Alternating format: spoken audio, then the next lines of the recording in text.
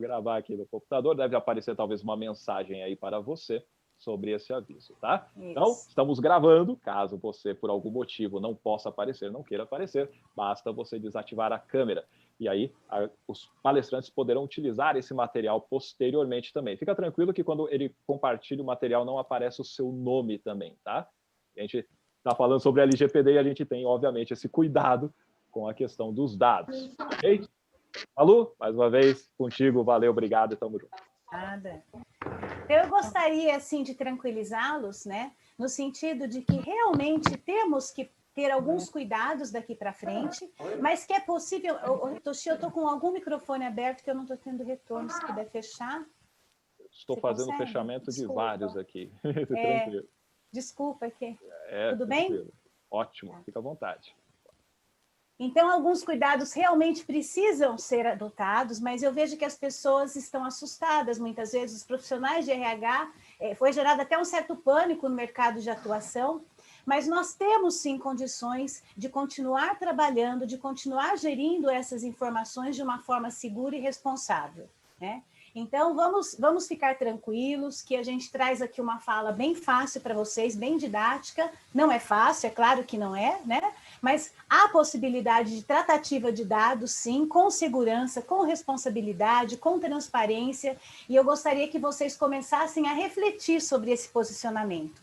Então, quando a gente encontra por aí, o RH vai ser muito impactado, vai ter muito problema, calma. Né? Vamos analisar a legislação, vamos verificar as possibilidades. E olha, uma coisa assim, faz 37 anos que eu atuo nessa área de recursos humanos, tanto em empresa como também na área de educação, né? E eu sei que, tendo profissionais capacitados e um grupo forte pensando juntos, é possível, sim, continuar trabalhando de uma forma muito significativa e vocês vão conseguir, sim, adotar a rotina de vocês aí de uma forma muito segura, tá? Então, a LGPD, ela vem, né, ela foi sancionada em 2018 e ficou em vacatio legis nesse período todo, ou seja, é o período de reconhecimento da lei para que ela efetivamente começasse a vigorar a partir de agora. E nós tivemos aí todo esse cenário da pandemia, algumas ações junto ao governo federal para tentar postergar, né, a validade dessa lei um pouquinho mais para frente, porque as empresas passaram por um cenário, e todos nós, que nós não estávamos esperando, mas, enfim, ela começou a vigorar agora, né, nesse início de segundo semestre, e nós temos aí que desbravar essa legislação, que é muito importante, inclusive, e que, na verdade, ela não é a primeira. Se vocês olharem aí na tela, vocês vão ver que nós já tínhamos algumas legislações que tratavam dos direitos de privacidade, até porque o direito da privacidade humana, né, a privacidade humana, ela é tutelada pela Constituição Federal, então nós já tínhamos alguns instrumentos que nós tínhamos que seguir, como a própria Constituição, que eu acabei de falar, o Código de Defesa do Consumidor e o Marco Civil da Internet. Esses instrumentos, que inclusive eu coloco aí a numeração, depois vocês podem consultar, vocês vão ver que já traziam alguns indícios da proteção de dados, e agora nós temos a LGPD, que nada mais é que um programa de adequação e conformidade que vai unificar essas informações que estão nessas legislações que já estavam previstas de uma forma mais incisiva e mais organizada, tá? Então, hoje, nós já temos a legislação vigorando, é sim um programa de adequação de conformidade e está envolvido em vários segmentos e principalmente nas questões empresariais durante o manuseio de dados. Quando a gente fala em dados, né, eu preciso entender aqui um pouquinho e passar para vocês o conceito básico do que realmente é um dado.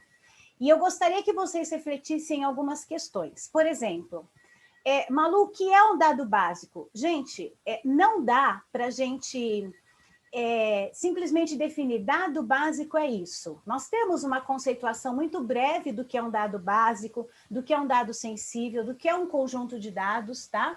Mas, quando a gente fala de dados básicos, a gente tem que entender que a legislação, quando você estuda a lei, ela tem uma visão expansionista de dados básicos, né, dos dados da pessoa.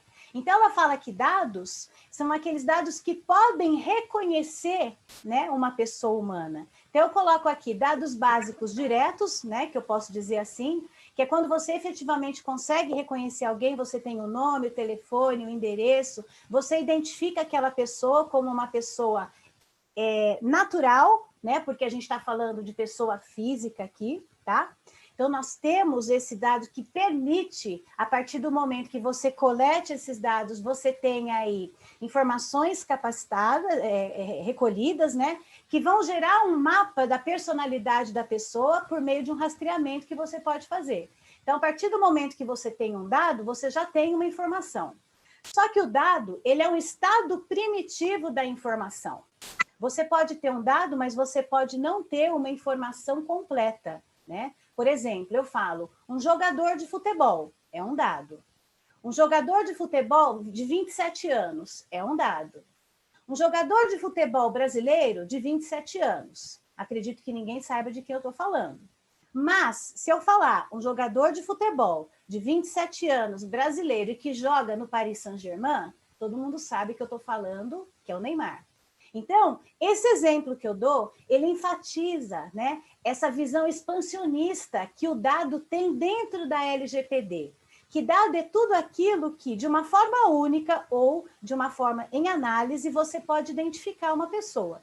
Então, você tem os dados básicos, que é o que eu coloco aqui, nome, telefone, endereço, né?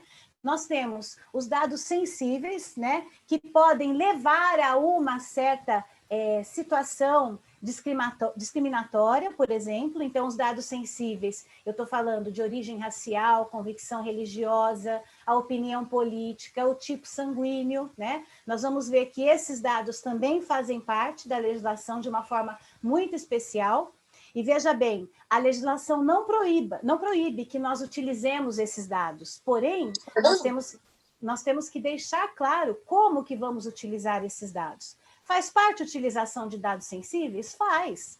Inclusive, quando a gente fala de RH, nós temos ali, por exemplo, o ASO, que é o Atestado de Saúde Ocupacional, que o próprio médico do trabalho vai captar informações, muitas vezes sensíveis. Podemos captar? Podemos, porque nós temos base legal para isso. Daqui a pouco a doutora Carla vai entrar com uma explicação de bases legais super legais, né? Super interessante, que a gente vai começar a entender que grande parte das informações de recursos humanos estão abraçadas, acolhidas por bases legais. O consentimento é só uma delas, né? Então, nós temos os dados básicos, nós temos os dados sensíveis, e o conjunto de dados também pode nos levar a essa identificação, a exemplo do jogador Neymar que eu dei para vocês. Então, o que é um dado básico, né? Nós não conseguimos ter um conceito único, dado básico é isso. Não, tudo vai depender da análise do caso concreto. Se vocês estiverem trabalhando numa determinada situação ou fazendo uma trilha de execução de quais dados básicos vocês estão utilizando dentro da empresa, e vocês tiverem que analisar se esse dado está sendo exposto, se essa pessoa está ou não sendo exposta, por exemplo, num processo seletivo, vocês só vão conseguir analisar se aquilo é um dado pessoal ou não, se vocês analisarem o conjunto da situação, que inclusive a gente vai falar um pouquinho mais para frente.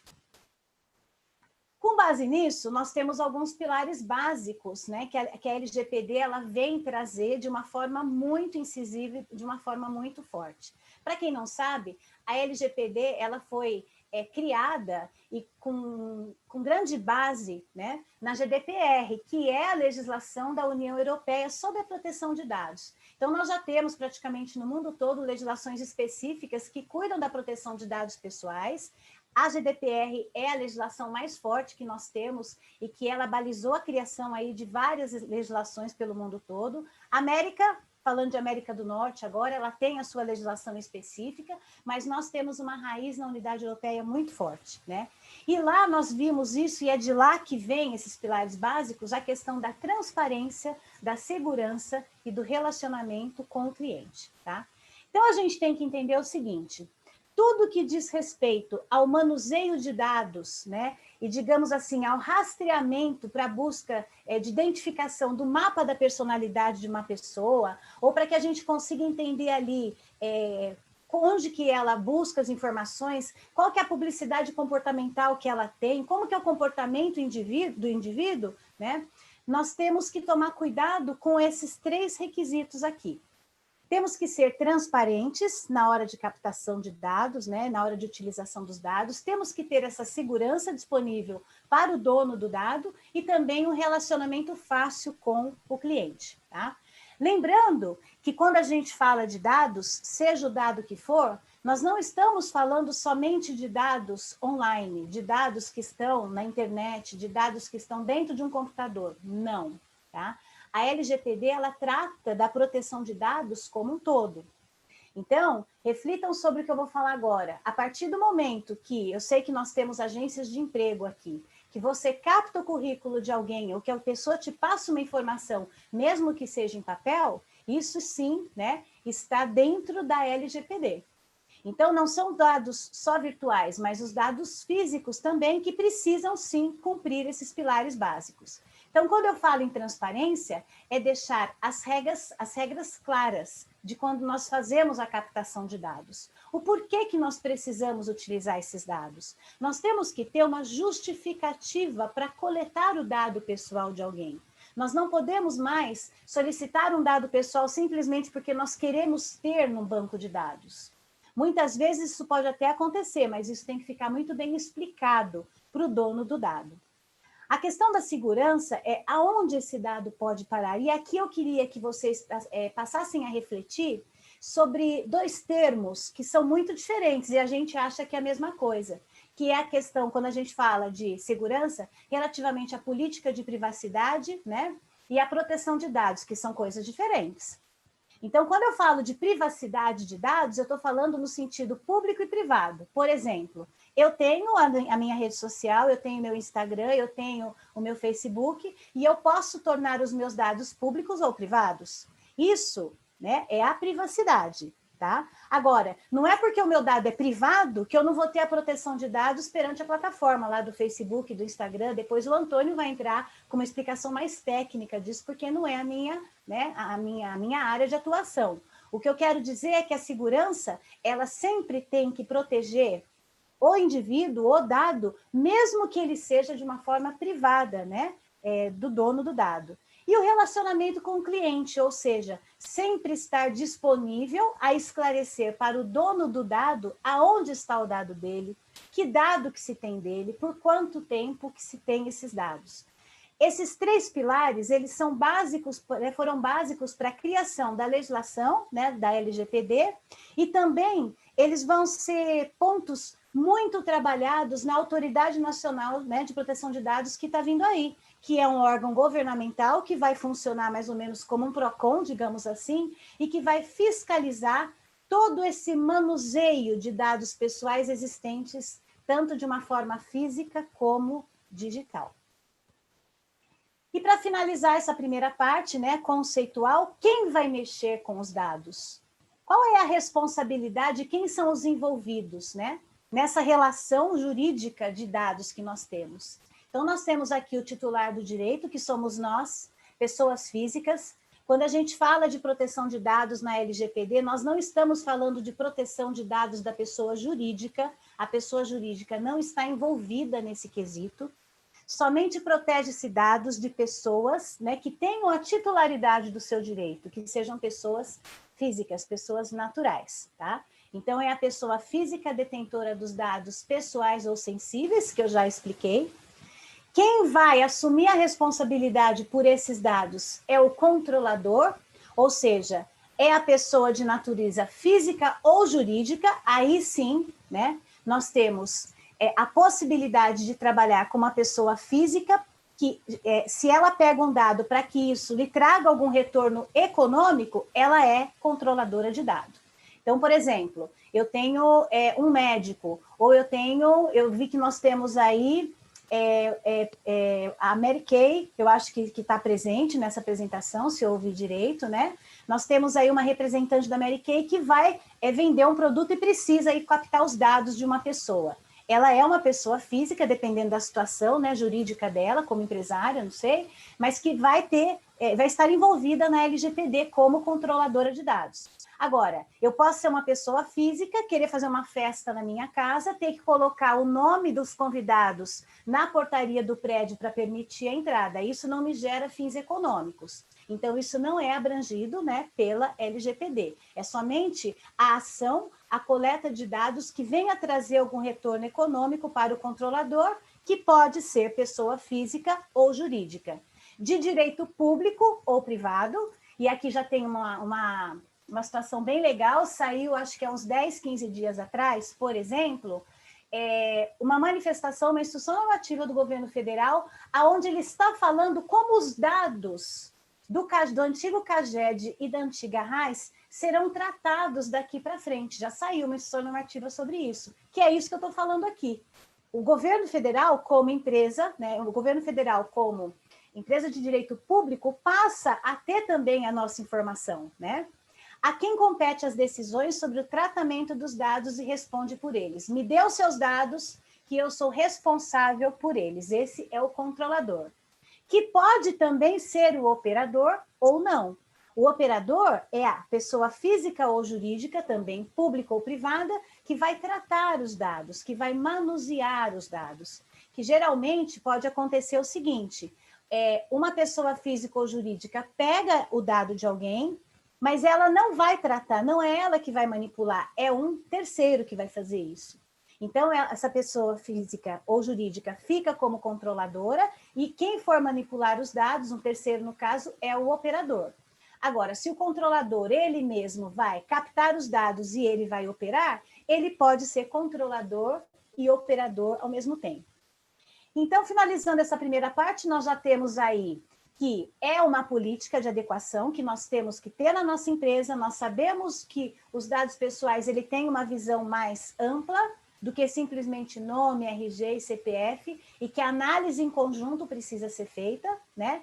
Nós já sabemos que os pilares precisam sempre estar presentes, a transparência, a segurança, o relacionamento com o cliente, e quem são os responsáveis desenvolvidos por isso, que é o titular, o controlador e o operador.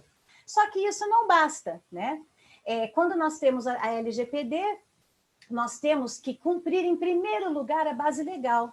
Porque se nós temos a base legal muitas vezes pode fazer com que a LGPD não precise de todo o cuidado que nós deveríamos ter, porque ela já está protegida por isso.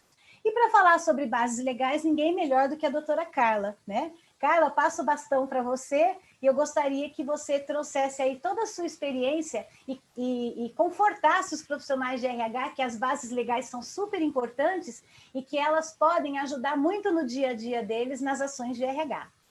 Obrigada, Malu. Bom, pessoal, espero que vocês estejam me ouvindo bem. Se vocês não estiverem se tiverem algum probleminha aí, por favor, me atente, me alerte de alguma forma. Eu vou tentar explicar as bases legais, que a gente tem aí 10 bases legais dispostas pela LGPD de uma forma bem didática e bem simples para que vocês entendam, porque quando ele trata de legislação, a gente sabe que a lei está lá, você consegue ler, mas é sempre muito difícil da gente interpretar. Então, primeiro, o que são essas bases legais? As bases legais, elas nada mais são do que hipóteses que a LGPD dá que autorizam o tratamento dos dados pessoais. Então, desde a entrada em vigor da lei, aqueles que utilizarem os dados pessoais sem uma base legal de justificativa estará usando os dados de uma forma ilegal. E aí pode sofrer algumas sanções, que falaremos mais para frente. Na LGPD, então, a gente tem essas 10 bases legais aí que estão dispostas no slide. Eu vou começar pela ordem daí, para vocês, caso queiram anotar também, de alguma forma, sigam pelo slide. Começando pela obrigação legal. Lembrando que aqui eu vou destacar algumas bases que são essenciais ali no uso do RH, porque a gente sabe que é mais importante, tem algumas bases que a gente sabe que é menos importante, menos utilizada, então eu vou destacar as que são mais importantes para o RH também na descrição. Na obrigação legal, e essa daí é uma base bem utilizada pelo RH, que nada mais é que um autorizador da LGPD para que a lei de proteção de dados não entre em divergência aí com outras leis vigentes. Ou seja, A empresa está autorizada a utilizar, tratar os dados para cumprir alguma exigência legal ou regulatória. Por exemplo, o RH tem que disponibilizar, transmitir alguns dados para o antigo Ministério do Trabalho, por uma exigência, cumprir uma exigência. Então, a legislação autoriza. Ou processo de admissão, onde você precisa fornecer alguns dados, tratar alguns dados para elaboração de exigências legais, também a lei autoriza. Então, basicamente, é uma justificativa legal para o uso de determinados dados, certo? Bem simples. Passando para o outro, a gente tem políticas públicas. Políticas públicas é mais voltada à administração pública, porque além de estar na administração pública, ela também tem que se adequar à LGPD. E aí a gente tem a adequação da LGPD na tratação ou no compartilhamento de dados pessoais para a execução de políticas públicas. Então, basicamente, é a necessidade de adequação da administração pública no tratamento desses dados. Aqui, a administração pública não precisa do consentimento, como a Malu tinha dito anteriormente. Então, ela não precisa do consentimento do titular, mas ela é obrigada a fornecer ali as informações claras para o pessoal de como que vai ser tratado o dado e tudo mais. Também não é muito importante para vocês aqui do RH, porque a gente sabe que não é tão usual, mas está dentro das bases. Outra base é a pesquisa. Pesquisa, basicamente, é a utilização dos dados para pesquisas. E aí a gente tem um adendo aí que a gente precisa utilizar como forma anônima. Então, tem que ter a anonimização dos dados nesse caso, tá? Por quê? Porque daí garante a privacidade do titular do dado, evita possível vazamento e tudo mais. E aí eu vou colocar como exemplo, por exemplo, as apurações de intenção de voto, que a gente utiliza o dado para poder fazer a pesquisa, sempre de forma anônima. Passando para o próximo, execução de contratos. A execução de contratos, também bastante utilizada no RH, é a necessidade do dado para a elaboração de um contrato, seja ele qual for, e a legislação autoriza a utilização dos dados para a execução do contrato. Aqui, a gente assimila aí com consentimento, porque é uma utilização do dado a pedido do titular, porque é ele que fornece o dado para a elaboração de um contrato. Só que nesse caso, a gente não tem uma forma temporária de utilização, porque se a gente tem um consentimento, a legislação prevê que exista uma forma de revogação do consentimento. E nesse caso de execução de contrato, a gente não tem a revogação do consentimento. O consentimento, no caso, a utilização do dado, dura enquanto existir a vigência do contrato. E aí a gente pode colocar como exemplo, por exemplo, uma contratação de um serviço de armazenamento em nuvens da empresa. Então, até a vigência do contrato, o consentimento, ou seja, a disponibilização dos dados, está autorizada, certo? Passando para o próximo, a gente tem aí o exercício regular do direito em processo. Basicamente, se trata da utilização do dado no exercício do direito em processos judiciais, administrativos ou arbitral. Então, a gente tem um processo judicial onde precisa ser utilizado algum dado sensível, algum dado do titular. Existe autorização, a legislação autoriza através desse exercício regular do direito, porque senão trataria-se de um cerceamento de direito de qualquer uma das partes do processo. Por isso, a legislação prevê essa autorização. Tá? Passando ali para a proteção da vida, também é um autorizador que tem por objetivo proteger o bem à vida. Então, aqui a legislação trata como uma utilização de dados sensível, e aqui a gente pode até utilizar esses dados sem o consentimento do titular, sendo a justificativa algo indispensável para a proteção à vida.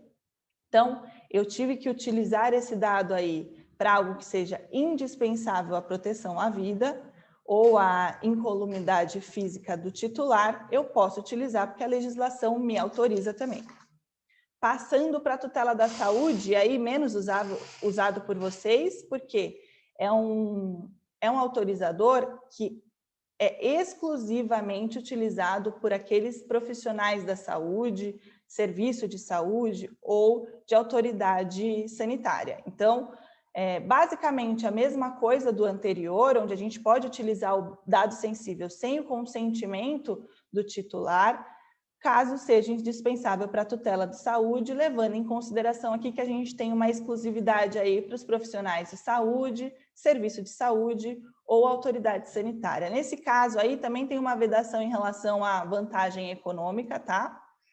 Na utilização desses dados, porque daí se houver alguma vantagem econômica, precisa do consentimento do titular, tá? Passando para o próximo, proteção de crédito. Proteção de crédito é um autorizador que lida com o dado pessoal em relação aos débitos. Então, a gente não pode ter uma legislação aí que conflita com as nossas cobranças e tudo mais. Então, seria inimaginável a gente pensar num titular de crédito que questione a utilização dos seus dados, por exemplo, para ser cadastrado no SPC, Serasa. Então, existe aí um autorizador em relação a isso, porque o titular não pode escapar das cobranças de dívidas e, por isso, a proteção de crédito, a lei também autoriza nessas hipóteses. Temos, em seguida, o legítimo interesse. E o legítimo interesse nada mais é do que uma possibilidade onde, havendo um consentimento muito difícil de ser obtido, ou que seja desnecessário o consentimento do titular, ou até mesmo uma justificativa ali muito coerente da utilização dos dados, a gente tem esse autorizador aí que é o legítimo interesse. Então, tem que ter um interesse inequivocamente legítimo para ser utilizado.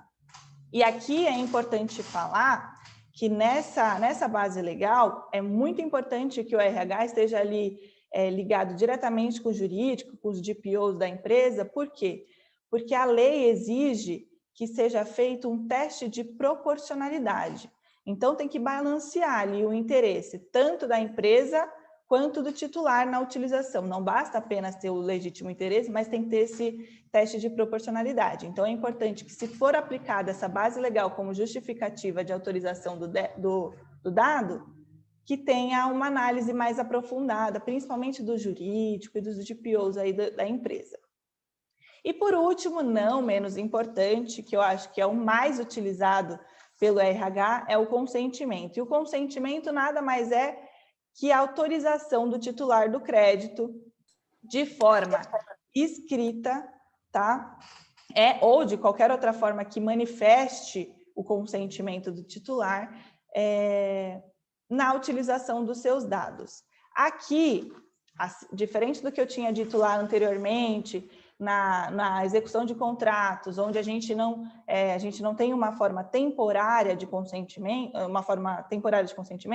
aqui o consentimento é temporário. Então, a gente tem que dar a possibilidade do titular em ele revogar o consentimento, se ele assim quiser, a qualquer tempo, dando a ele, inclusive, uma plataforma que disponibilize ele de fazer essa revogação de disponibilização dos dados e ainda assim, essa plataforma tem que ter um modo que demonstre que a gente consiga excluir esse dado caso não seja mais consentido pelo titular. E aí é importante se atentar, porque no caso do RH, a gente utiliza o dado com consentimento para absolutamente tudo.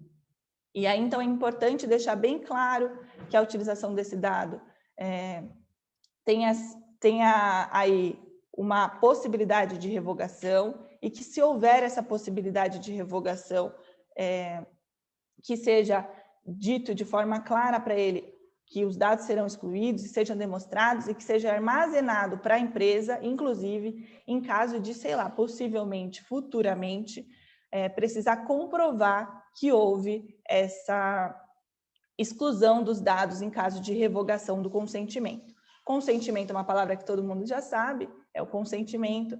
Então, na elaboração de qualquer termo, contrato, é bom que tenha uma cláusula específica e que não seja uma cláusula genérica, dizendo que o titular, de forma única e exclusivamente, tem noção daquilo que ele está consentindo, tá?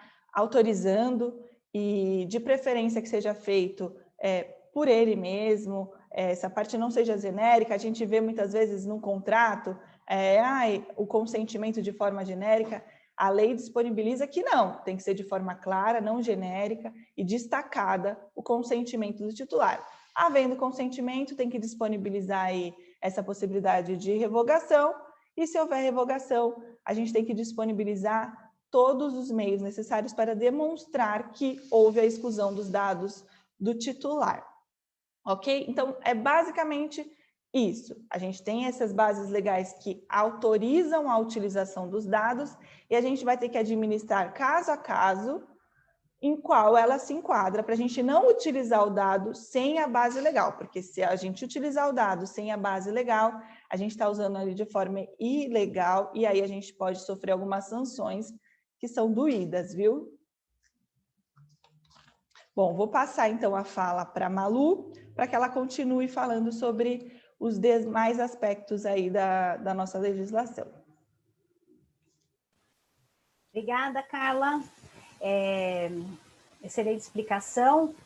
Eu gostaria muito de chamar a atenção, pegando o gancho da Carla aqui das bases legais, para dar continuidade, né, aos próximos temas que a gente vai falar, que, assim, com tantos anos nessa área de RH, o que me chama muita atenção, e aí eu vou dar uma visão bem prática mesmo, é que nós estamos muito acobertados pela obrigação legal, porque nós temos muitos instrumentos que nos obrigam o cumprimento e a captação de dados. Tá? Então, por exemplo, nós não pegamos os dados das pessoas porque nós queremos pegar, porque a nossa empresa é organizada. Não, porque a gente tem que enviar isso para o e-social.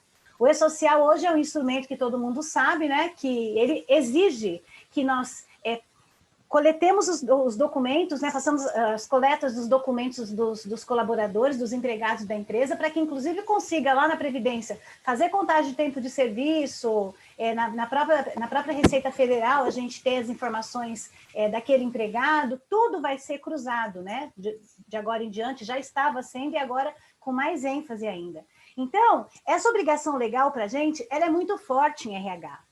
Então, eu vejo as pessoas falando, como eu já disse no começo, poxa, será que, né, não é perigoso a gente ficar com dados? Não é, gente. A gente tem aí muitos instrumentos do governo que nos permitem o manuseio desses dados, tá? Então, foquem sempre nessa obrigação legal. E-social, os instrumentos do Fundo de Garantia, as instruções normativas da Receita Federal, tudo isso, o cumprimento da nossa rotina, tudo isso vem de obrigação legal. E, obviamente, o consentimento.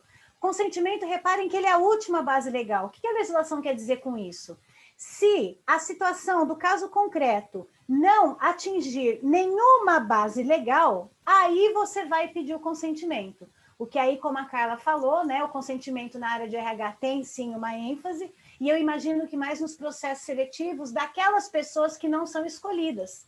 Que aí você tem as informações dela e que no início do processo, mais para frente, a gente vai mostrar um quadrinho sobre isso, você tem que pegar a informação e deixar claro o que você vai fazer com ela, tá?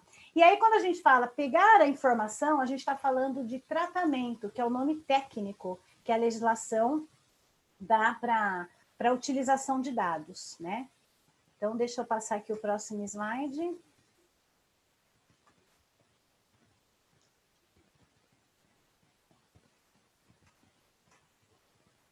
Então, o que é o manuseio do dado? O nome técnico é tratamento de dados, que vai englobar coletar, produzir, recepcionar dados, classificar, utilizar, acessar. Olha quantos verbos nós temos aí, né? Reproduzir, transmitir, distribuir, ou seja, tudo aquilo que diz respeito à ação do dado, quando a gente coleta o dado, quando a gente capta o dado, e que esteja envolvido em todos esses verbos que vocês estão lendo aí, diz respeito à LGPD, respeitando as condições, né, que nós já explicamos aqui. dos papéis, das responsabilidades de quem coleta, de quem administra o dado, de quem é o dono do dado. Então, qualquer ação que nós tenhamos, ou seja, desde quando você pega um dado, seja ele digital ou físico, até quando você não utiliza mais aquele dado, porque às vezes na área trabalhista a gente sabe que tem o período prescricional que nós precisamos guardar este dado por tanto tempo, verbas trabalhistas, 5 anos numa eventual ação trabalhista, verbas previdenciárias, 30 anos para comprovação do tempo de serviço. Veja bem, neste caso, você não precisa do consentimento do empregado, né? Você tem a base legal que te obriga a guardar, mas não é porque você não vai ter o consentimento que você não vai dar o aviso. Você precisa avisar, você precisa deixar, com base naquele pilar que eu disse da transparência, o porquê que você está tendo aquele dado. Então, fiquem atentos que qualquer verbo, né, que diz respeito ao manuseio do dado está, sim, relacionado com a LGPD. E para falar um pouquinho disso, de registrar esses dados por esses agentes, eu gostaria que o Antônio falasse alguns slides agora sobre a questão mais técnica, né, que envolve a digitalização aí das informações de dados. Antônio, você está me ouvindo? Estou ouvindo. Estão me ouvindo? Agora é com você. Tá bom, então. Muito obrigado. Excelentes explanações até então. E interessante em relação já ao tratamento de dados, né, como a doutora falou, doutora Malu, e também, né, já foi discutido anteriormente essa questão dos dados pessoais, dados sensíveis, e tem uma situação aí que até houve alguma coisa aqui já no chat, antecipando talvez alguma resposta, que é em relação a crianças e adolescentes, né, que tem aí um tratamento especial, um diferenciado, né, um tratamento que só pode se manipular dados de criança e adolescente com consentimento dos pais ou, né, aí os doutores, as doutoras aí que, né, nos avaliem, avalizem, né, no caso. Na verdade era isso, eu já ia responder essa pergunta, acabei emendando e esqueci. Mas não é um dado sensível, como foi perguntado, mas somente ter o consentimento do responsável legal. Legal.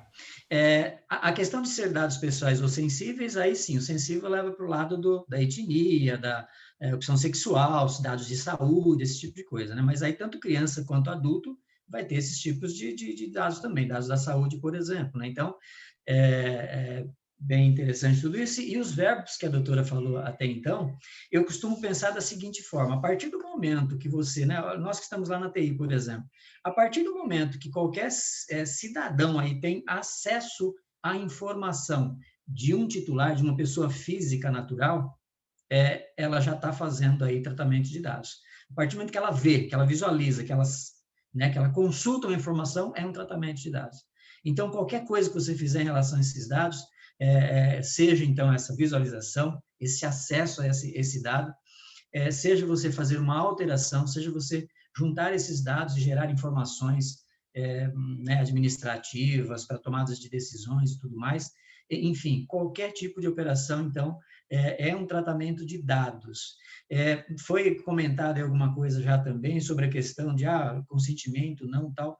No meu ponto de vista, também, o consentimento, ele se puder não usar, é melhor, né? Por quê? O consentimento, ele pode ser revogado, né? Então, inclusive, logo no começo aí da LGPD, teve uma empresa aqui que foi multada, não, que ela foi acionada, né? Porque ela estava usando tudo como consentimento. Então, o próprio RH pegava consentimento para tudo.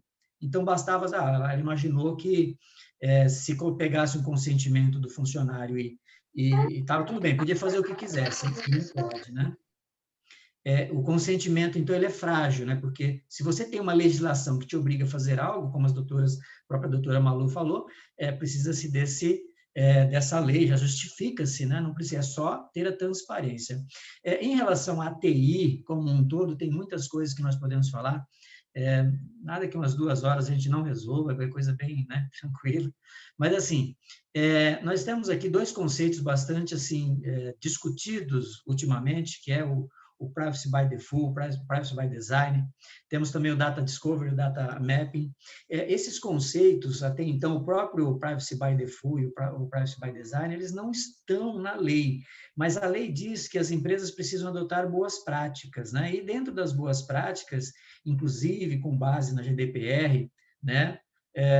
Na lei que atua lá para os países da União Europeia, lá sim se discute bastante esses conceitos de do Privacy by Design, que é o quê? É você já trazer um conceito de segurança, né? Segurança mesmo agora de dados, né? Já na concepção dos negócios. Qualquer negócio, qualquer novo produto, qualquer novo negócio que a empresa for lançar, que a empresa for trabalhar, ela já tem que ter essa concepção. Por exemplo, nós vamos captar dados de clientes, nós vamos captar dados de, aqui no caso, estamos falando de um RH, né? Tem colaboradores, né, envolvidos nesse negócio.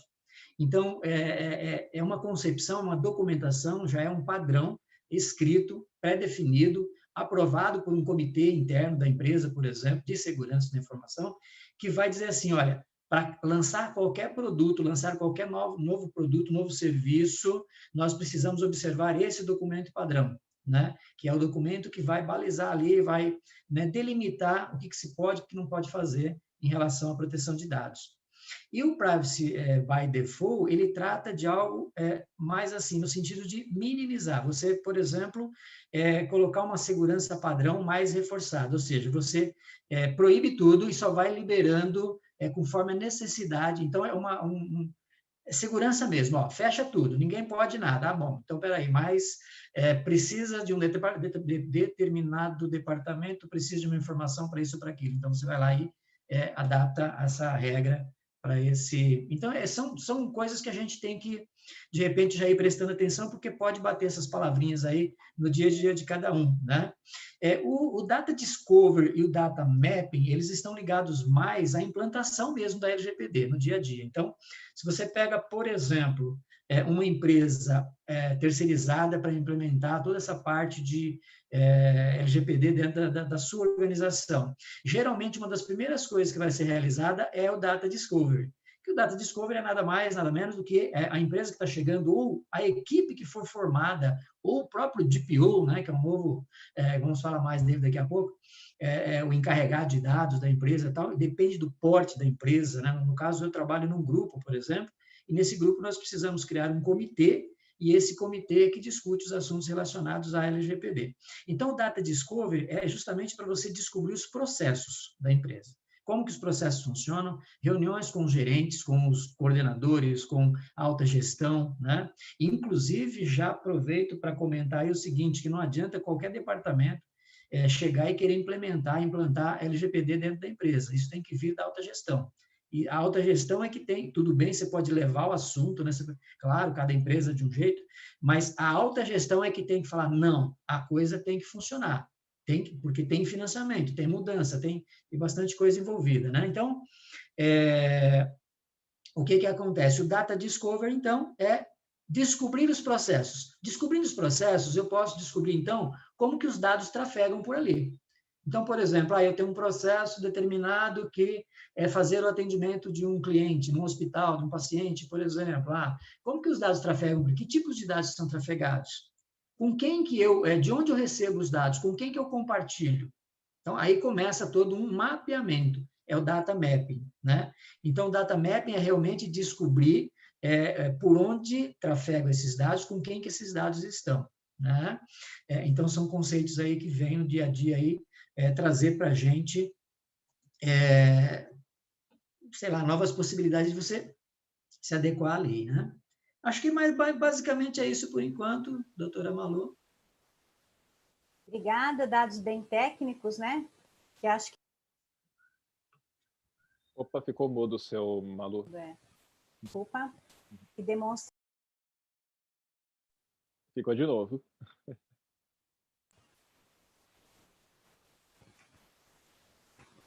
Agora voltou.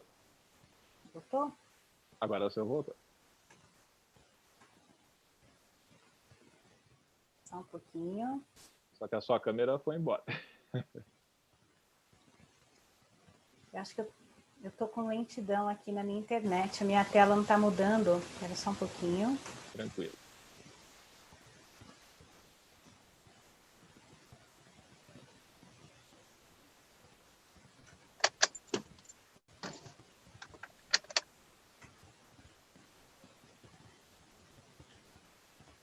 Minha tela travou.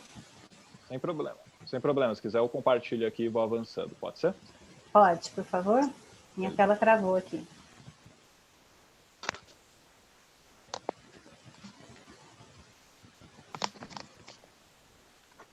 estou sentindo que o meu sinal está com atraso, tá? Ó, entendi. Não, tranquilo. Acho que vocês estão Ele estava enxergando bom. aí, né? Sim. Para mim só está aparecendo a tela de tratamento de dados, não está mudando a minha tela. Acho que eu estou com um certo atraso. Agora entra a parte de extensão de dados. Se você quiser Precisa tirar ser a parte do Espera só um compartilhamento, pouquinho. e aí você manda ver. Mudou. Agora mudou de novo. Extensão de dados, tá? Você me deu o controle, voltou o sinal aqui. Não, na verdade está na minha máquina. Então tá bom. Então eu vou lendo aqui e vou passando, tá? Perfeito. Então, o Antônio trouxe aí, né, algumas questões bem técnicas que a gente tem que tomar cuidado. E lembrando, né, eu já falei um pouquinho disso, mas a extensão desses dados, quando ele fala desse manuseio de dados, desde o início da captação, né, dos dados, até o manuseio de como a gente vai trabalhar com isso do ponto de vista de TI, a gente não pode esquecer que a gente está falando de dados empresariais que dão um retorno econômico ou para o negócio do empresário. Então, não estão incluídos, né, nesses dados. Quando o dado é para fim particular, que foi o exemplo da festa que eu dei, né, e não econômico. Quando a gente tem, assim, a situação voltada a fins jornalísticos, artísticos, acadêmicos, isso a legislação também não prevê, até porque senão o país parava, né? Então, quando a gente tem aí, por exemplo, a divulgação de uma ação artística ou então um determinado jornal que traz uma notícia, esses dados, respeitando, agora até poderia entrar aquela questão do adolescente, que alguém perguntou no chat, respeitando aí o ECA, né, que é o Estatuto da Criança e do Adolescente, e a legislação, que é uma base legal que já existe, esse dado pode ser manuseado porque ele não traz fins econômicos. E as questões voltadas à segurança pública, defesa nacional e segurança do Estado, né? Tudo aquilo que diz respeito ao manuseio de dados aí para a guarda, né, das pessoas no território nacional. E aí, para gerir essa informação, a gente tem aí um novo papel no mercado, uma profissão que vem entrando nesse mercado na área de tecnologia da informação, que é um profissional muito diferenciado, que o Antônio vai falar um pouquinho, e que tem que ter um foco duplo, né, de versatilidade, de entendimento, tem que ser um profissional bem articulado, tanto na área da legislação, do reconhecimento da legislação, como também na área técnica, que é o DPO, né, o Data Protection Officer. E eu queria que o Antônio falasse um pouquinho para a gente da importância desse profissional no mercado. Com você, Antônio. Perfeitamente. O DPO é esse novo perfil de profissional, aí, o encarregado de dados na nossa lei, né, DPO que vem lá também do GDPR, né, da União Europeia. E ele tem aqui elencado as suas principais atividades. O DPO, nós costumamos até dizer que ele precisa entender bastante de leis, ele precisa entender bastante de TI, de segurança da informação. Se ele conhecer um pouco também de RH, de contabilidade, de outras áreas também, ou seja, né, brincadeira, ele é o cara, né, ele tem que conhecer de todos os departamentos, de certa forma, né, quanto mais experiência ele tiver dentro, né, da organização, dentro do conceito de negócios e tal, vai ajudar, né? Por um lado, existem empresas acreditando que o DPO ele pode ser alguém que simplesmente vai receber demandas de solicitação dos dados de um cliente, de um titular, né? Porque nós temos aí a figura do titular, que somos todos nós, né? Como já foi explicado. Tem o controlador, que é a empresa que vai deter os dados, né? Que vai captar esses dados e fazer o tratamento de dados. Tem e esse controlador, ele pode passar esses dados para terceiros, né? Ele pode passar isso aí para um operador. E esse operador, eu costumo dar o exemplo de você ir na Casas Bahia, por exemplo, você vai lá, faz uma compra, né? Você é o titular dos dados. Essa compra que você fez, ela vai ser, as Casas Bahia, vamos dizer assim, a loja vai captar os seus dados porque ela precisa coletar informações, né, para pagamento, ela precisa coletar informações para mandar o produto para sua casa e etc. Esse produto que ela vai mandar para sua casa, ela de repente compartilha com o terceiro, porque é alguém que vai entregar. Ou às vezes o produto nem é dela, ela está vendendo esse produto em nome de outro, né? Então você vai ter um operador, que é o operador que tem o produto efetivamente, e ele ainda vai ter um terceiro, que é o operador dele, que também faz a entrega. Então, ou seja, olha como a coisa vai caminhando. O DPO, nesse caso, então, qual que é a tratativa? Primeiro, ele precisa participar, de preferência, de toda a implantação, de preferência, de toda a implantação da LGPD na empresa. Ele precisa entender todos os processos, entender por onde passam os dados, entender toda... Por quê? Porque ele é o responsável em responder. Responder para quem? Ele precisa responder para a autoridade nacional, quando ela estiver na ativa, e hoje, não tendo autoridade nacional, ainda assim, né, existem... o próprio PROCON, de repente está atuando também, ele também tem que responder, porque ele tem que notificar um eventual vazamento de dados, por exemplo. Ele precisa fazer com esses processadores aí também, ele também precisa fazer uma comunicação, e ele precisa, às vezes, dependendo do que for, do tipo de vazamento, da gravidade do vazamento, ele tem até que falar com o próprio titular, né? Então, ele tem que ter esse controle das informações, ele precisa fazer essa interação com os órgãos governamentais, ele precisa fazer o atendimento ao titular, inclusive, de preferência que nos portais das empresas, etc., tenham já uma maneira fácil de entrar em contato com esse DPO, né? Formulários, e-mail, enfim, como que isso vai acontecer, as empresas estão se adaptando, né? Ele precisa ter um acesso livre dentro da empresa para poder, a qualquer momento, sabendo de suas responsabilidades, então, responder para um titular que possa ali perguntar, por exemplo, escuta, onde estão os meus dados? Que dados vocês têm aí meus? Com base na LGPD, o titular tem o direito de saber, né? Quais são os dados, para que vocês usam, qual é a base legal que vocês, né? Então, o DPO vai precisar justificar tudo isso. Em muitos casos, nós estamos vendo que o DPO, ele precisa, inclusive, de ferramentas auxiliares para ele, e até ferramentas de TI mesmo. E é bastante complexo, gente, por quê? No sentido de que a informação ela pode ser digital, pode ser papel, pode ser... Então, é delicado fazer esse controle. Nós estamos começando esse trabalho. O DPO, como diz ali o João, né, é uma das novas profissões, então, até então, e também, juntamente com essa nova profissão e juntamente com essa necessidade de tratar a segurança da informação dentro das empresas, muitas outras funções que antes talvez não eram muito vistas, etc., e tal, agora ganham né, tem um up aí de carreira, acho que para muita gente que trabalha na segurança da informação.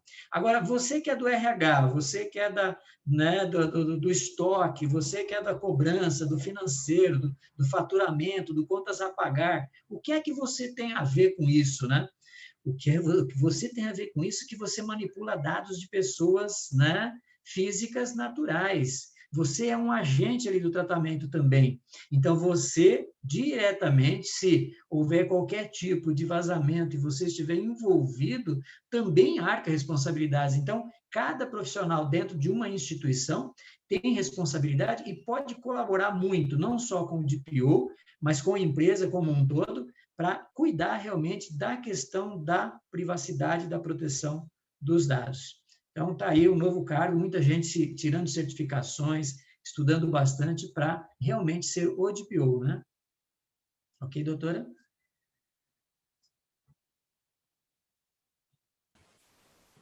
Sim, estão me ouvindo?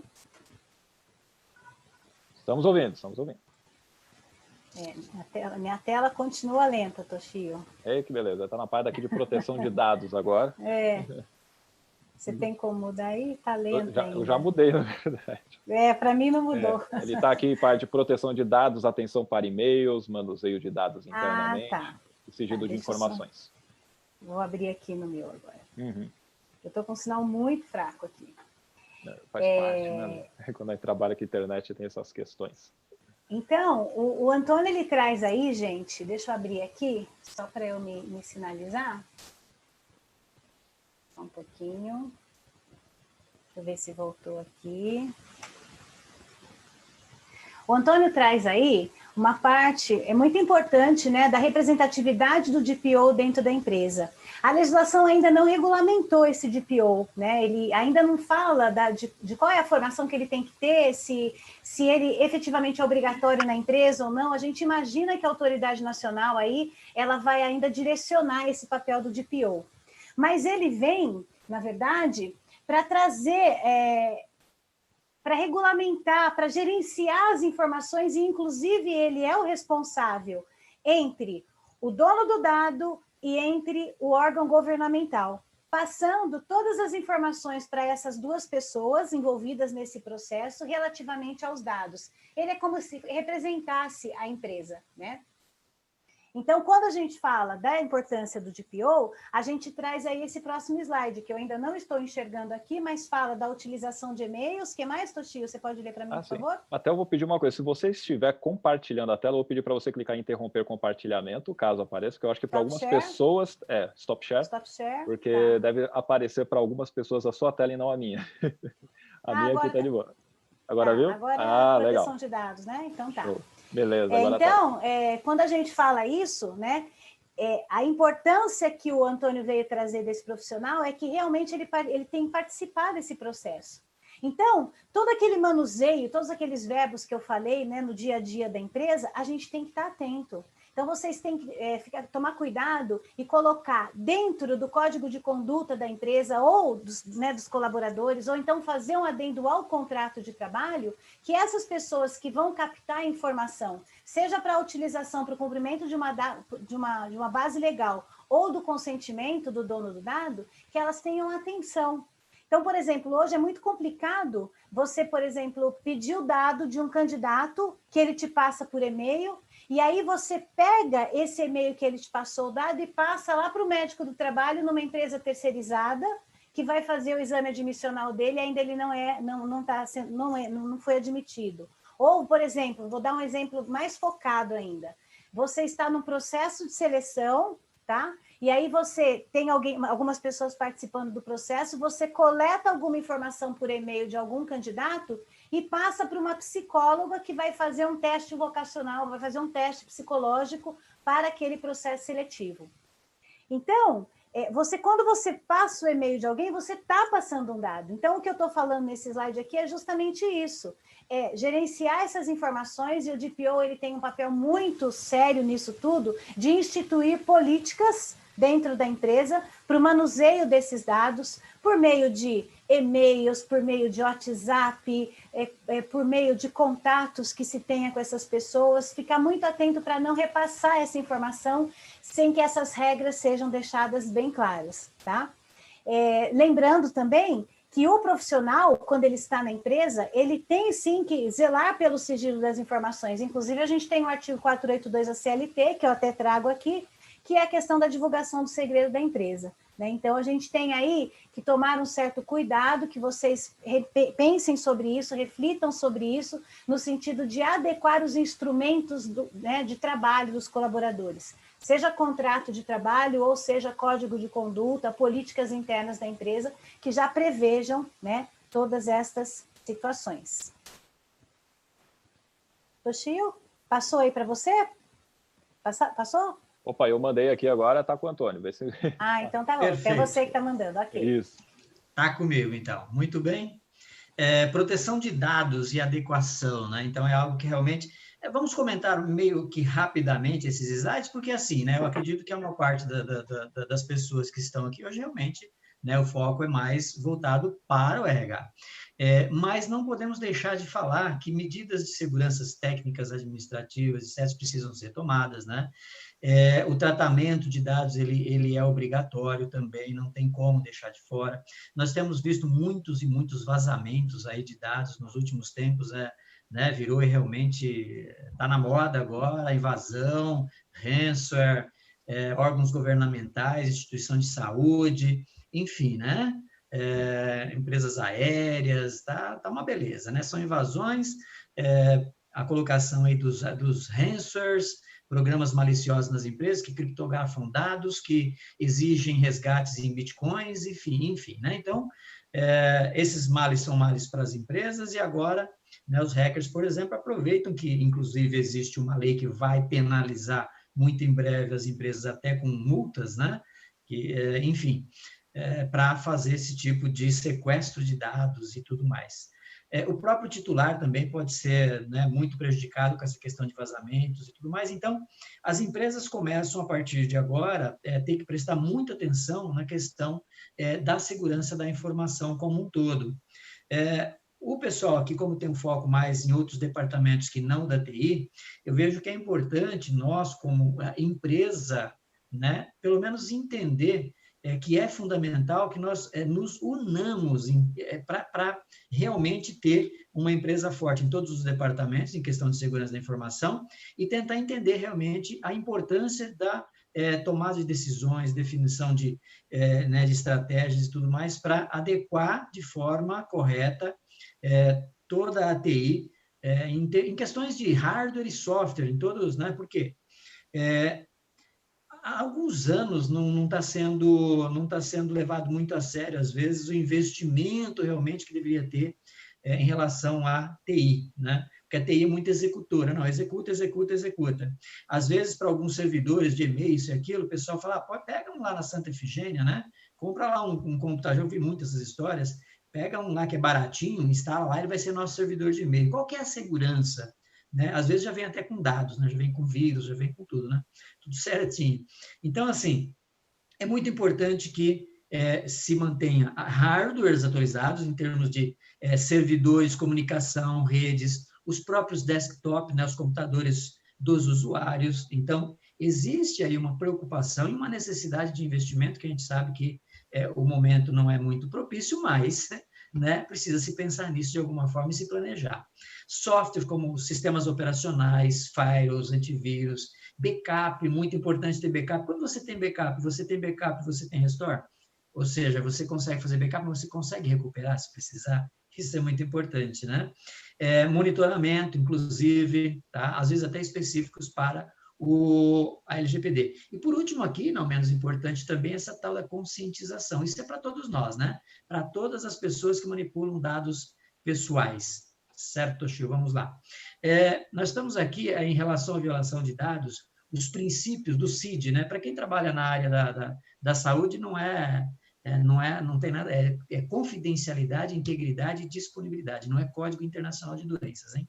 Eu sei que tem alguém que trabalha na área da saúde e está participando, né? Então, princípios de confidencialidade, né? A informação tem que ser confidencial, tem que ser íntegra e tem que estar disponível. Isso é responsabilidade, então, da parte de TI, né?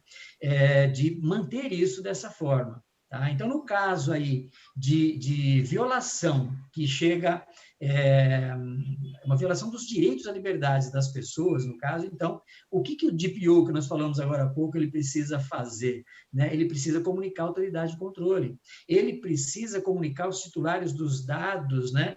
Se esse vazamento, se essa violação, vamos dizer assim, né? O pessoal não utiliza muito a palavra vazamento, mas a palavra violação.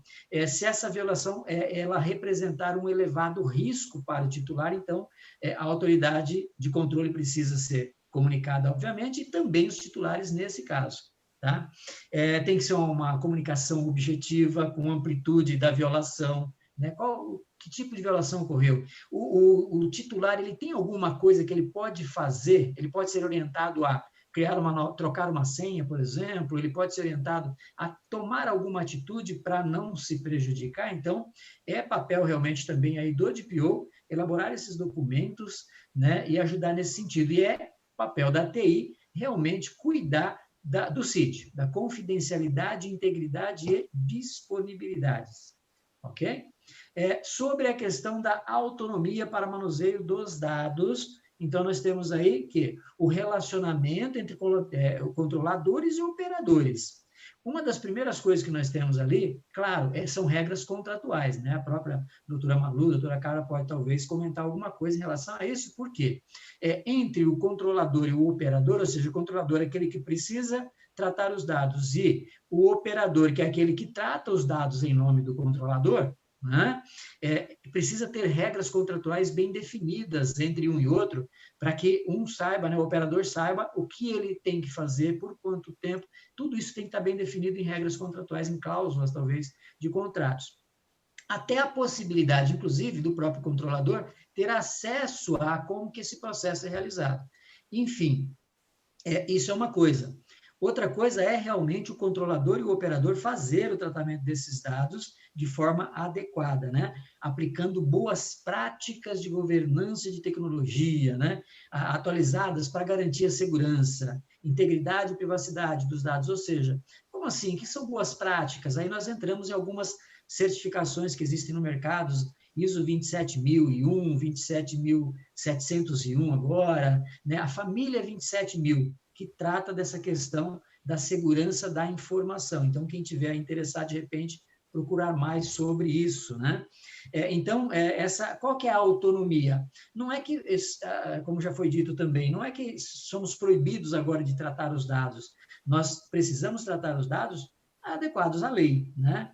Então, nós temos aí a questão, por exemplo, às vezes, dessa comunicação entre o controlador e o operador, né? Por exemplo, através de APIs, de web services, né? Que são um correio, por exemplo. Vocês já viram que, na maioria dos sites, você digita o CEP primeiro? Antigamente não era assim, né? Mas agora você digita o CEP, ele já te traz o endereço.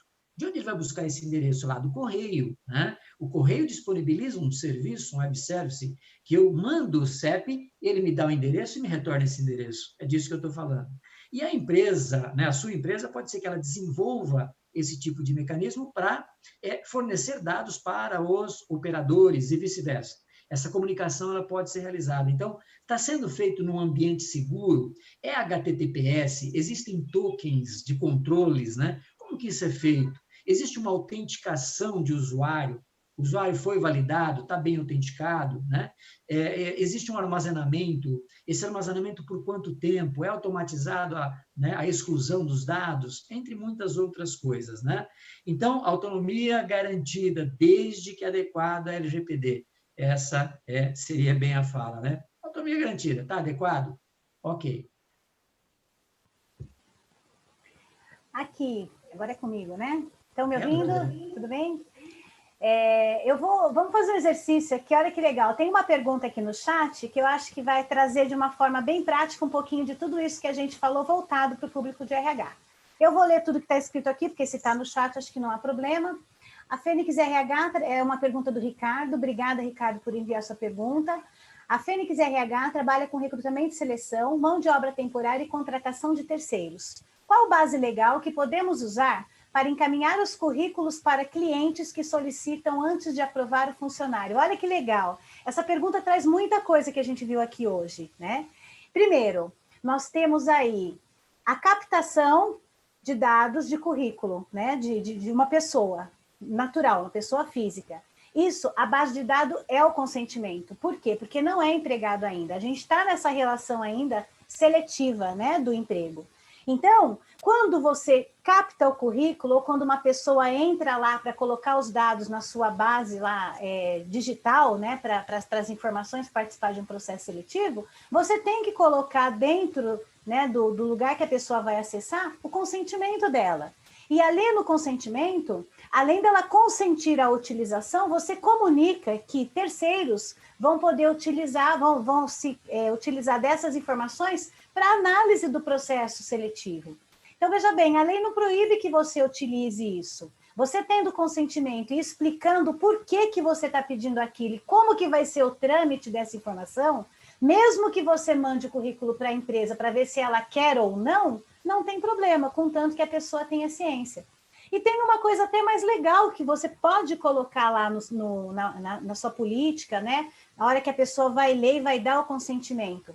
Você, inclusive, pode falar, olha, como nós somos uma empresa de talentos, né, de captação de talentos, a gente gostaria de ficar com os seus dados, por exemplo, por 6 meses ou por 3 meses, caso haja uma nova vaga, ou então caso nesse processo seletivo você não seja o aprovado, né, o primeiro aprovado, mas que você possa continuar participando do processo caso ocorra alguma desistência. Deixando claro isso, Ricardo, não tem problema nenhum. Então, a base legal aqui para essa situação que você deu é o consentimento.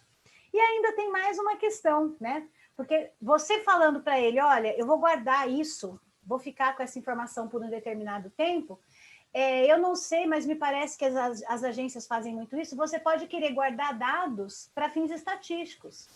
Mas o que se utiliza muito na guarda de dados para fins estatísticos é a anonimização do dado. Ou seja, você não precisa ter que é a Maria, 27 anos, que mora na rua tal, endereço tal, que participou daquele processo.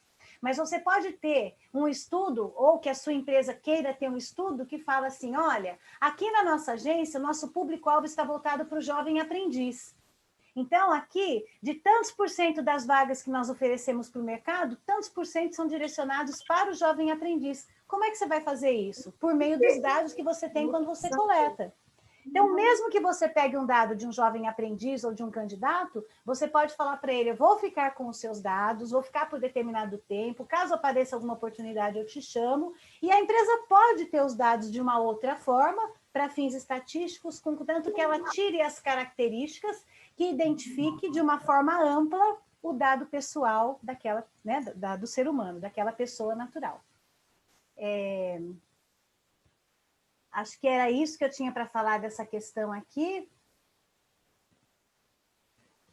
Eu vou entrar aqui em recrutamento e seleção, depois eu volto para essa pergunta da Elizabeth. Pode ser, Toshio? Tudo bem? Para não perder a linha de raciocínio? Tá ótimo, perfeito. Tá? Então, olha, a gente traz aqui um quadrinho para vocês, eu coloquei aqui, processo de recrutamento e seleção, né? Captação de dados para alimentar o banco de talentos. Você tem que ter o consentimento, que é o que eu acabei de falar. A partir do momento que você passa pelo processo de recrutamento e seleção, que vocês sabem que são processos diferentes, recrutamento é uma coisa e seleção é outra, e a pessoa ela é escolhida para ocupar aquele cargo, passamos para o processo de admissão, que aí sim você tem um fundamento legal, que é a legislação obrigatória, e-social, ASO, normas regulamentadoras e etc., né? Porém, todas as regras aqui detalhadas devem prevalecer de acordo com aquilo que a gente já explicou. Então, se você puder passar o próximo, a gente entra aqui no nosso quadrinho, que aí vai ficar bem fácil de eles entenderem, né? O que a gente trouxe aqui para vocês? Quando a gente fala em manuseio de dados pessoais em RH, nós temos desde quando a pessoa chega em busca de um emprego até quando a pessoa é desligada da empresa, e os dados ficam lá. Em toda essa timeline, né, que nós temos nessa linha temporal, nós temos todos aqueles verbos que eu falei inseridos aqui nesse contexto. Então, observem o quadrinho aqui que a gente colocou. Nós temos aqui o fato, né, numa linha horizontal, e depois na vertical aqui do ladinho eu tenho bases legais. Então, quando a gente está falando de captação, olha, Ricardo, esse quadrinho responde, né? Ajuda a responder o que eu te falei agora. Quando a gente fala em captação, a gente está falando de captação de dados pessoais num trabalho conosco, ou por meio de captação de dados físicos, um currículo em papel, uma indicação, um e-mail de alguém indicando alguém, né? Alguma inscrição específica. Para isso, nesse momento, nós temos que ter o consentimento. O consentimento está onde? Está lá na LGPD, certo? Temos que ter as políticas internas que explicam para quem vai manusear os dados como que esse consentimento tem que estar escrito. O DPO, que acompanha todo esse posicionamento, como o Antônio falou, e nós temos aí que, eventualmente, fazer termos de ajustes complementares, se for o caso, né? Quando a gente passa para a seleção, nós temos uma captação de dados também diferente. A gente pode ter imagem, gravando imagem, processo seletivo, dinâmicas de grupo, participação de entrevistas online, né? Temos as provas situacionais, os testes psicológicos, eventuais mensagens que a gente troca de uma forma mais abundante aí na questão do processo seletivo. Isso aqui também a gente tem que ter consentimento. Então, quando vai começar o processo, a gente fala que isso aqui pode ocorrer. Então, lá na política, nós temos que deixar isso muito claro, né? As regras claras, por quanto tempo a gente vai ficar utilizando essa informação e qual o motivo de se utilizar essa informação. Quando a gente escolhe o candidato e ele passa a fazer parte do quadro, toda essa parte aqui de admissão, e geralmente da relação de emprego, nós temos aqui um forte embasamento na legislação, então aqui é uma base legal. Então, o exame periódico está fundamentado em base legal, né? Nós temos as normas regulamentadoras. documentos que nós temos que solicitar. Podemos solicitar cópia de documentos, imagens de documento? Podemos, contanto que a gente justifique isso, né? E, aliás, eu acho até que a gente precisa ter uma cópia ou uma imagem, até para, eventualmente, fazer uma prova no e-social, um eventual questionamento que nós tenhamos aí de uma fiscalização, né? Dados pessoais, contrato de trabalho, os órgãos governamentais que a gente já está passando os dados para serem inseridos lá na carteira de trabalho digital, a dinâmica hoje é uma coisa de louco, vocês sabem o que eu estou falando, né? Tudo isso, nós temos a legislação como base legal. Veja bem que eu não uso a palavra consentimento abaixo da legislação, eu falo informação, porque a partir do momento que a base legal da legislação nos garante isso, aquela pessoa que está entrando para a empresa, ela não tem que consentir, nós não precisamos pedir o consentimento, mas nós temos que informar que nós estamos cumprindo uma legislação, tá? Então, eu já mudei a palavra aqui. É a informação, o motivo da lei e por quanto tempo isso vai ficar guardado. Então, hoje nós temos aí prescrição básica ainda de 5 anos, como eu já falei, para as questões trabalhistas, e 30 anos para as questões previdenciárias ainda, né?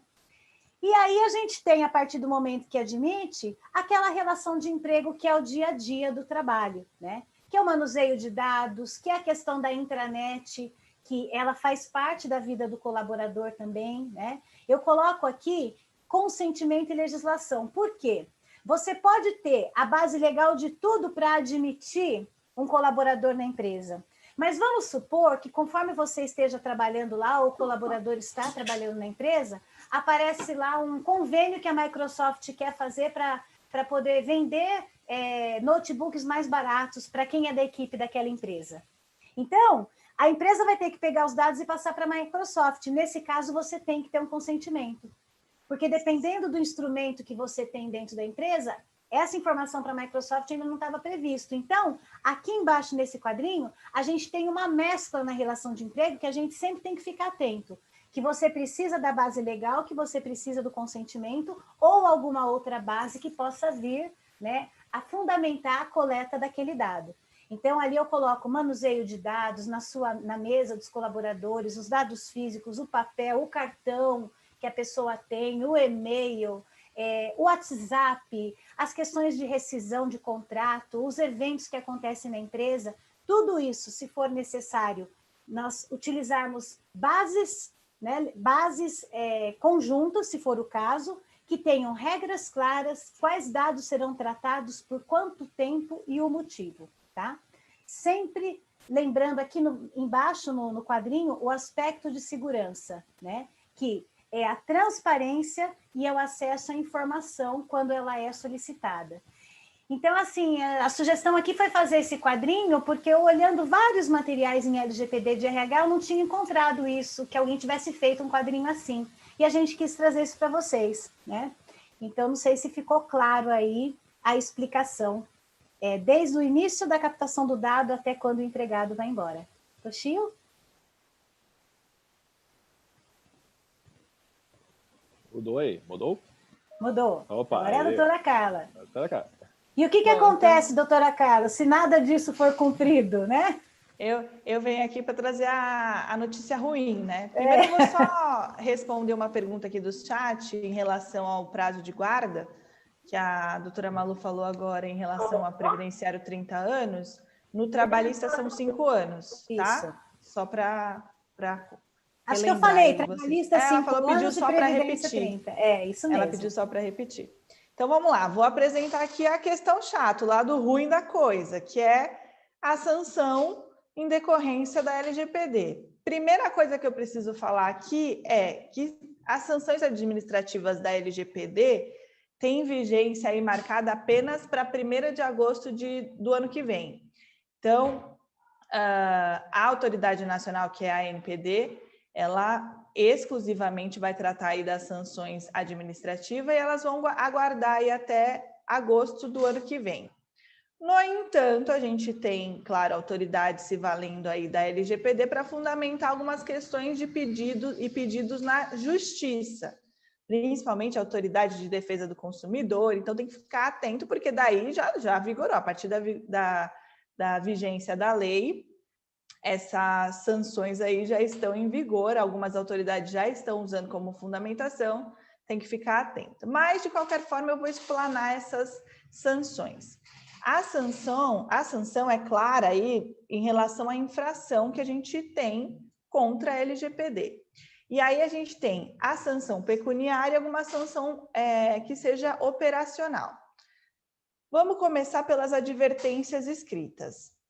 A mera advertência, e isso daí, pelo órgão fiscalizador, que é a Autoridade Nacional de Proteção de Dados, é uma advertência com resultado meramente educacional, a empresa recebe uma advertência em relação ao descumprimento da LGPD, e aí é uma sanção mais tranquila, principalmente agora no começo da aplicação da legislação.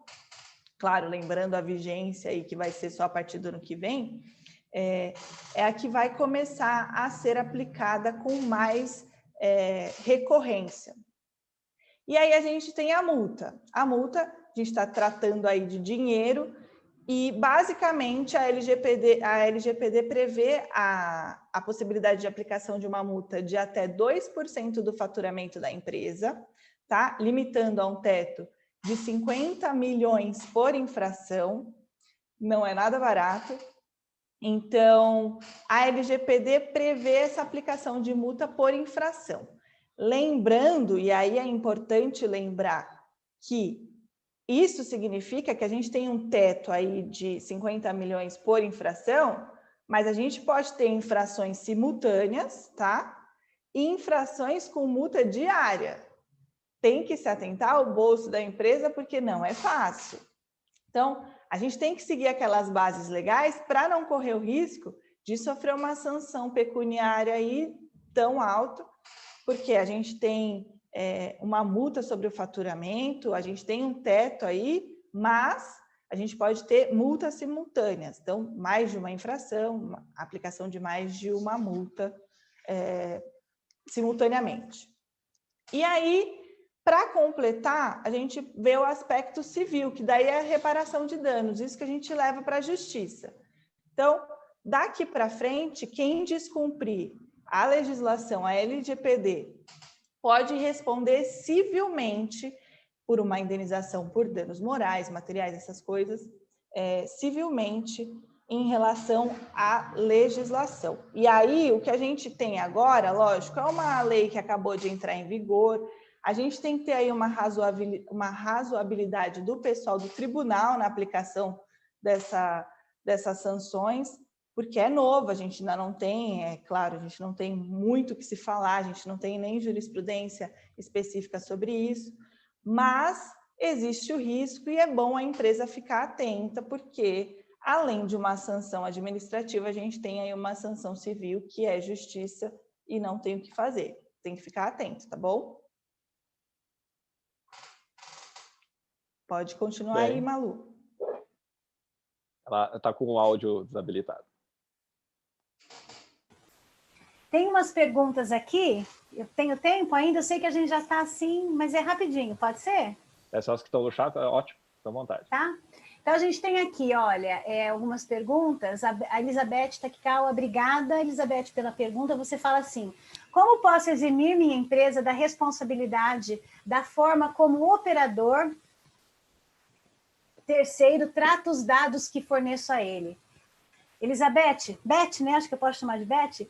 Olha, nunca essa responsabilidade ela vai se eximir. Porque a partir do momento que você coleta o dado, você tem essa responsabilidade, mesmo que seja de uma forma solidária ou subsidiária, que são coisas diferentes, né? Eu vou te explicar. Porque a partir do momento que você coleta o dado, a responsabilidade do tratamento é tua, é do controlador. E quando ele passa para o operador, aí sim, há que se ter aí num contrato civil que ele também vai garantir e vai cumprir as cautelas necessárias para a proteção desses dados. Vamos supor que o dono do dado, titular, ele se sinta lesado e descubra que houve aí, nem é vazamento, que o Antônio falou, é um outro termo, né, Antônio, que se usa? Não é vazamento, Opa, eu estou aí também, né? Na divulgação do dado, né? Alguém passou esse dado, vazou esse dado, né? Vamos falar de uma forma mais simples. Então, o que acontece? O titular do dado, ele pode entrar, assim, com uma reclamação nos órgãos judiciários, né, específicos, no caso, a Autoridade Nacional, né, de Proteção de Dados, quando ela estiver ativa. Hoje, o judiciário assume esse papel, tá? E aí, se ele comprovar que o dado saiu desse controlador, o que vai acontecer? A responsabilidade inicial cai sobre ele. E violação, aí, doutora. é violação, isso, obrigada. E aí, o que vai acontecer? Ele vai ter que comprovar que não foi ele, por meio de uma trilha de execução que vai entrar em todo aquele manuseio digital de informações, que é a segurança que o Antônio explicou, que ele vai conseguir comprovar o seguinte, olha, até quando eu utilizei o dado, né, não foi culpa minha. E se ele conseguir comprovar, do ponto de vista de tecnologia da informação, que houve falha lá no operador, a responsabilidade do dano aí passa a ser do operador. Mas, veja bem, a sua empresa, de início, ela não vai ter a responsabilidade eximida. Isso vai ser vai ter que ter uma prova para garantir isso, né, futuramente. Cara, se você quiser complementar alguma coisa... É exatamente isso, concordo, é exatamente isso. Aqui também tem uma pergunta da Suélia. Obrigada, Suélia. Me chamo Suélia, também sou de empresa de recrutamento e seleção, participo da Certem, que, preocupada em atender da melhor forma a LGPD, está providenciando uma cartilha. Vocês acreditam que isso minimizaria eventuais divergências? Sem dúvida. Existem vários estudos no mercado que falam o seguinte, que a tendência daqueles contratos com a letrinha desse tamanho, que inclusive foram feitos vários estudos, que toda vez que a gente entra, tem um contrato daquele para a gente falar, li, concordo, o tempo médio de leitura aquilo é de 2 segundos, as pessoas não leem, estão com os dias contados. Então, como a legislação ela é muito aberta no sentido de definição de como eu vou segurar os meus dados, que instrumentos eu vou utilizar na área de TI, ou o formato de você falar para a pessoa como que esses dados vão ser coletados, vão ter muitas formas hoje de se fazer isso. Você pode fazer por cartilha, você pode fazer por vídeo, você pode fazer por infográfico, você pode fazer por um texto mais leve, porque nas entrelinhas da lei, a gente consegue enxergar que quanto mais didático for o esclarecimento do dado, do manuseio do dado, melhor. Porque a gente não pode deixar de ficar atento com relação a isso. O público-alvo, ele é leigo, nós somos leigos nisso, né? Então, pode sim, ajuda a fazer a cartilha, uma cartilha bem legal, uma cartilha muitas vezes com desenhos, com outros formatos, contanto que a informação seja clara e que a pessoa tenha consciência da autorização dela, tá? Vale sim, excelente ideia, sugestão da Certem. Quando a cartilha ficar pronta, eu também quero uma para mim. Certo? Aqui da Silvia, obrigada pela pergunta. Posso solicitar documentos do candidato aprovado por e-mail para fins de contratação? Pode, contanto que você coloque lá no e-mail essa informação. O que eu tenho visto muito é, toda vez que se encaminha uma empresa em nome da empresa, com o dado da pessoa, o cargo, etc., você pode colocar uma tarde embaixo explicando, né, que a utilização de documentos vai ser para isso, para aquilo, não importa o formato, contanto que você deixe claro, né? Podem disponibilizar esses slides para os participantes? Sim, podemos, a gente já fez para isso. Repetir os prazos de guarda, a doutora Carla já respondeu. Mariane Schmidt, excelente esse quadro, a gente agradece, a gente fez isso aí com muito carinho para todos. Uma pergunta aqui da Gisele. Posso, na admissão, fazer um único documento com toda esta informação, descrevendo cada uma, porém, colocar o documento com o nome de termo de consentimento de informações de RH? Pode.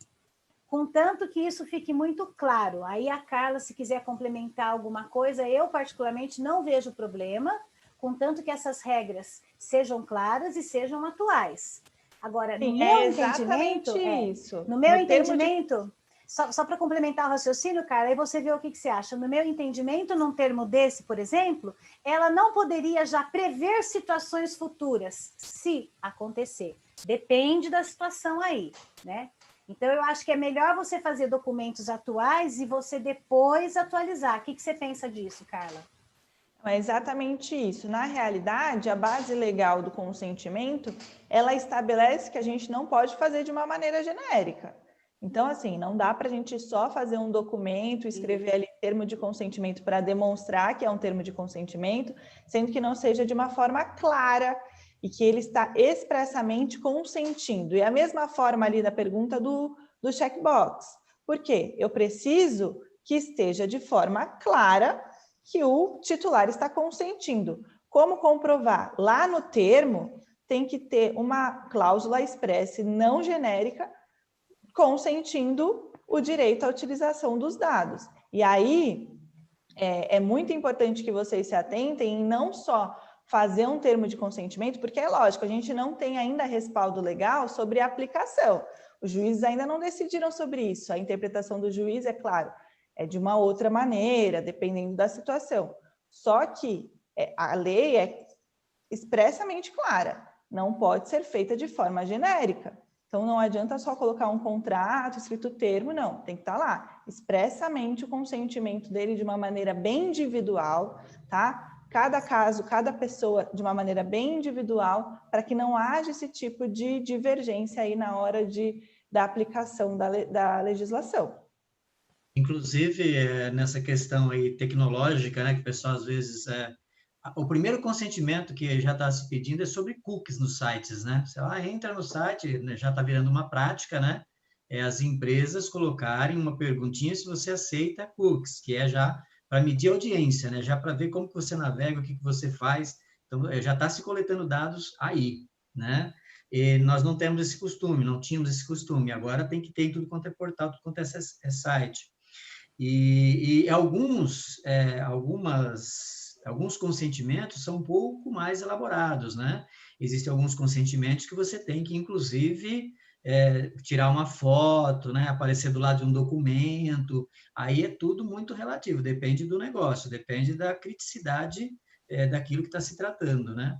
Que não pode, como também já foi dito aí, realmente você ter aquelas coisas genéricas e muito, né? Next, next, next, finish, contratos, né? Aqueles termos enormes que ninguém entende, que leva a indubidade e outra coisa, né? Língua estrangeira, né? Já teve também aplicativos, por exemplo, como o FaceApp, que teve problemas aí em relação a atuar no Brasil e ter um termo de uso, né, em inglês, por exemplo. Não pode, tem que estar na língua do país em que está atuando.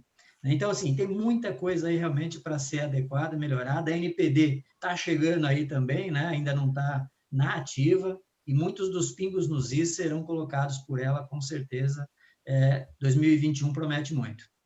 Queremos outra live agora. Só para responder as perguntas. Tá certo. Toshio, acho que a gente já extrapolou o prazo. Desculpa. Bastante, né? Maravilha, né? Tranquilo. Ainda tem algumas aqui, né? Ainda tem umas perguntas. Não sei se vocês... Mas aí a gente pode responder, eu não sei o teu tempo aí. Não, tranquilo. O que eu estava vendo, só para deixar geral sobre a parte do material, como a gente vai fazer a entrega, se quiser centralizar para o meu e-mail, quem deseja o material, me manda, por exemplo, e-mail no contato@edsontoshio.com e aí eu pego e encaminho o PDF, tá? A não ser que cada um de vocês queira mandar para quem convidou.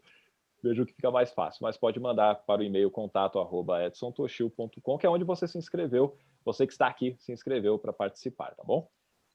Aí eu encaminho. Sobre o vídeo, eu vi que o Cícero, não sei se é Cícero perguntou sobre o vídeo, né? O vídeo eu não sei se vai ser disponibilizado, aí vai de vocês. Eu posso, de repente, deixar num link na nuvem e fazê-lo. Aí vai de vocês se isso é permitido ou não, vocês que manjam da LGPD, até onde vai, onde não vai, aí vai de acordo com o consentimento de vocês. O material PDF tranquilo, tá? Do vídeo, alguém quer falar alguma coisa? Não. Ficou todo mundo quieto, então, pelo jeito, isso está em dúvida. Então, tá tranquilo. Tranquilo quer dizer que pode? Até porque a proteção de dados requer uma impugnação do titular. Né? Da minha parte, sem problemas. De vocês, acho que também. Então, levando em consideração o consentimento, né, prévio, tá tudo tranquilo. Foi muito legal, sim, gente. Muito legal estar aqui hoje. Como a gente já está aqui às 5h43 e nós já extrapolamos um pouco o horário, as demais perguntas que tiverem, vocês estão com os contatos que aí estão, caso vocês queiram, além de acompanhar o trabalho de cada um dos palestrantes, vocês também podem, obviamente, entrar em contato, às vezes fazer uma consultoria, sei lá, aí de acordo com a necessidade de vocês, para que a gente possa também já fazer o encerramento deste evento, tá bom? Muito bem, vamos fechando por aqui. Eu, primeiramente, agradeço aos palestrantes, ao tema fantástico que vocês trouxeram. Eu vou parar o compartilhamento de tela, tá bom? Se você já tirou aqui o print ou já anotou, eu já deixei um tempinho aqui. Normalmente eu gosto de tirar essa parte aqui para a gente se ver, né? Que nem agora aqui. Você está vendo a galera aí, ó, uma barata essa parte. Mas tem momentos que a gente deixa para o pessoal ter acesso às informações. Então, primeiro, mais uma vez, obrigado, muito obrigado por toda a contribuição que os palestrantes trouxeram, a doutora Carla, a doutora Malu, o exemplo do mestre Antônio Andrade, mais uma vez, que qualquer dúvida que vocês tiverem, tem ali os contatos, vocês podem também falar com aqueles que convidaram vocês para o evento, e assim a gente pode, inclusive, dependendo, faz um outro webinário ou uma outra live, como a Malu falou, só para responder as dúvidas de forma específica, e assim a gente contribuir ainda mais. Beleza? Obrigado mais uma vez. A Sueli abriu a mãozinha. Opa, para mim não aparece. A Sueli levantou a mãozinha. Ah, tá, não, ali é palma, ali é palma. Ah, é palma? É palma. Mas estou aplaudindo. Tá aplaudindo. Tá. É que às vezes tem a mão azul, né? É verdade, às vezes tem a mão azul, né? Verdade. Eu uso mais o Teams da Microsoft, eu quase não uso. Ah, obrigada, aplausos. E muito obrigado a todos os presentes, né? Obrigado mesmo pela atenção, pela participação, pelas perguntas e por estarem aqui presentes para que a gente possa crescer junto nesse entendimento. Pronto, obrigado a todos os organizadores, é só alegria. Colocou o joinha aí, ó. Tem bastante coisa para fazer no Zoom aí. Meus caros, nós encerramos aqui então. Mais uma vez, muito obrigado. Que vocês tenham uma excelente quarta-feira. Vão partir aí ou para casa, ou vão partir para um happy hour adiantado, ou sei lá o que você vai fazer da vida. Eu vou ter que dar aula daqui a pouco. Tá certo. É só alegria. Gente, muito obrigada. Espero que a gente tenha conseguido ajudar de alguma forma. Se precisar, estamos aí sempre. Tchau, gente. Foi um prazer. Tchau, pessoal. Tudo de bom. Até mais. Tchau. Obrigado. Tchau. Até a próxima. Obrigado pela oportunidade. Tchau. Abraço. Sim. Muito bem, né?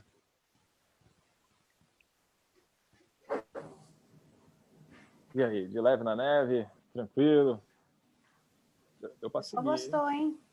Só curtiu. Você vai cancelar a gravação ou você vai continuar gravando? Você quer que pare agora? Cancela, é melhor parar, né? Eu vou parar agora. Vocês iam contar uma piada, alguma coisa que eu pudesse usar assim, não? É.